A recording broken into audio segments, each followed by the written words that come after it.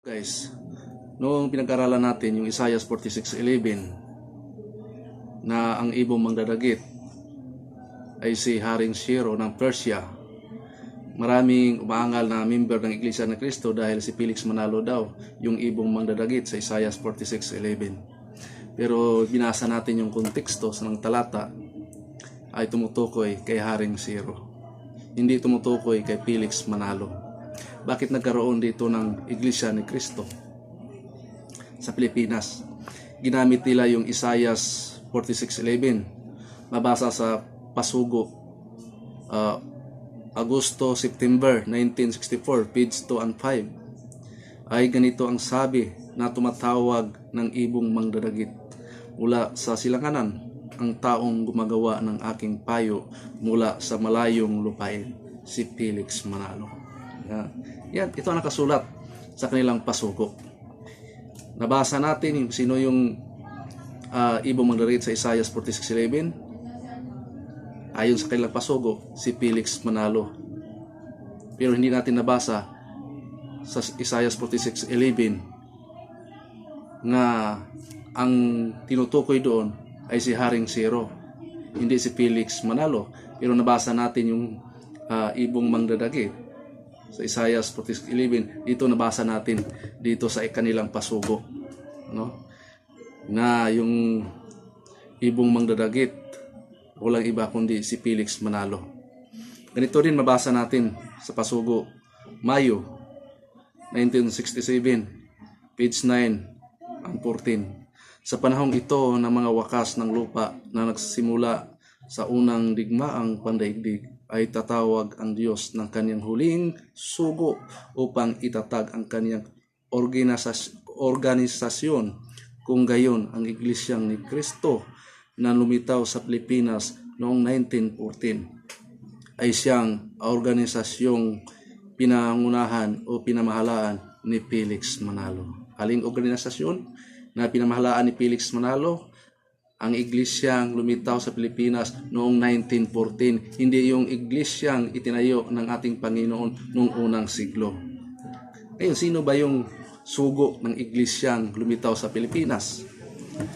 Dito mabasa natin sa pasugo, Hulyo 1955. Iyon ang iglesia ni Cristo na dapat pasukan ng lahat ng tao at ang tanging sugo si kapatid na Felix Manalo.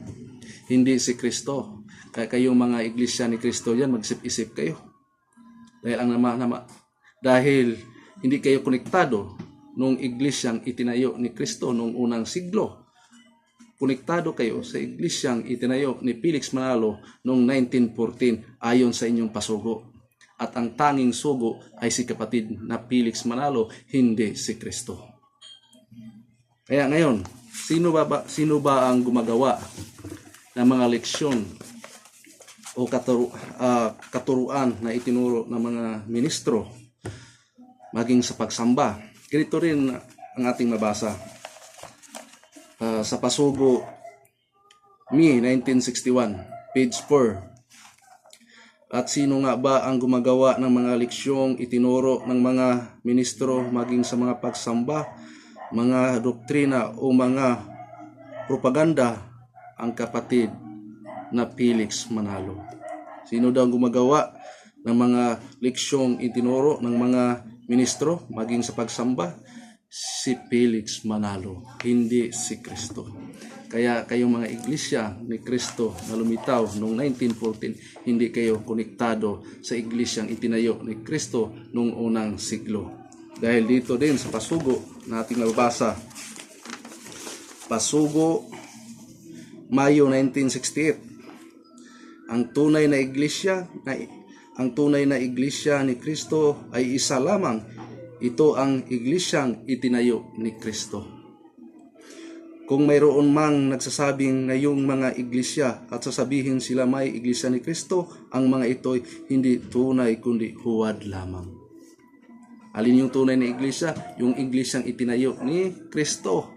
Hindi yung iglesyang organisasyon na pinapangunahan ni Felix Manalo noong 1914 sa Pilipinas. Anong sabi sa inyong pasugo? Sila man ay iglesia ni Cristo man ang mga ito ay hindi tunay kundi huwad lamang. Kaya kayong mga iglesia ni Kristo dyan, mag-isip-isip kayo. Kung yung inaaniban yung iglesia ay tunay, dahil mismo ang pasubo niyo, nagpatotoo nga yung iglesyang itinayo ni Felix Manalo hindi konektado sa iglesyang itinayo ni Kristo noong unang siglo. Dahil yung iglesyang itinayo ni Felix Manalo noong 1914, siya ang sugo at sa kanya nanggaling ang lahat ng mga turo.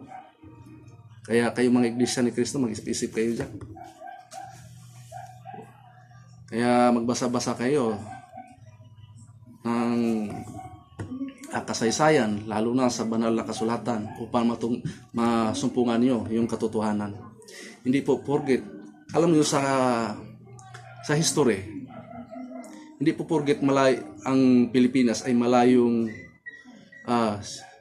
silangan ng Jerusalem. Maraming bansang malayong silangan. Ang Babylonia tinawag din na malayong silangan. Mababasa natin yan sa Biblia. Kaya huwag tayo mag-isip huwag tayo mag-assume na ang Pilipinas ay malayong silangan dahil hindi nakasulat sa Biblia at hindi tumutukoy kay Felix Manalo yung ibong magdadakip sa Isaiah 46:11, kundi tumutukoy kay Haring Ciro ng Persia.